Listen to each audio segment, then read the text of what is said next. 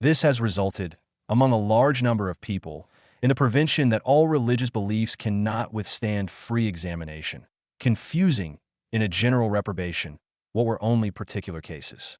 This way of judging things is no more rational than condemning an entire poem, because it would contain some incorrect verses, but it is more comfortable for those who do not want to believe in anything, because, rejecting everything, they believe themselves exempt from examining anything.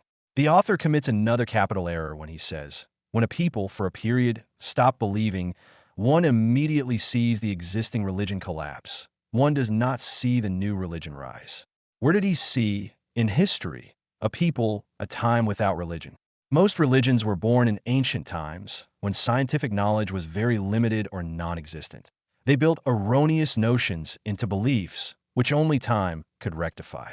Unfortunately, all were founded on the principle of immutability, and since almost all of them confuse civil law and religious law in the same code, the result was that, at a given moment, the human spirit having moved on, while religions remained stationary, the latter no longer found themselves up to the task of new ideas.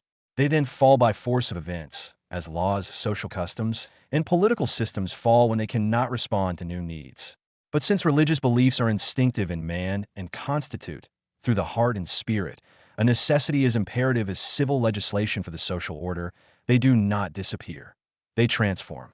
The transition never occurs abruptly, but through the temporary mixture of old and new ideas. It is initially a mixed faith that participates in both. Little by little, the old belief dies out, the new grows, until the replacement is complete. Sometimes, the transformation is only partial. It is then the sects that separate from the mother religion by modifying some details.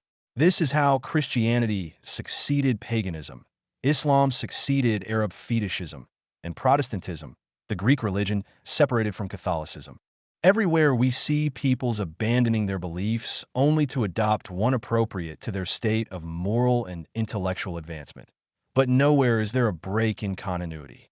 In our day, it is true, we see absolute incredulity erected into doctrine and professed by some philosophical sects. But their representatives, who constitute a tiny minority of the intelligent population, make the mistake of believing themselves to be an entire people, an entire era, and because they no longer want religion, they think that their personal opinion is the end of religious times, whereas it is but a partial transition to another order of ideas.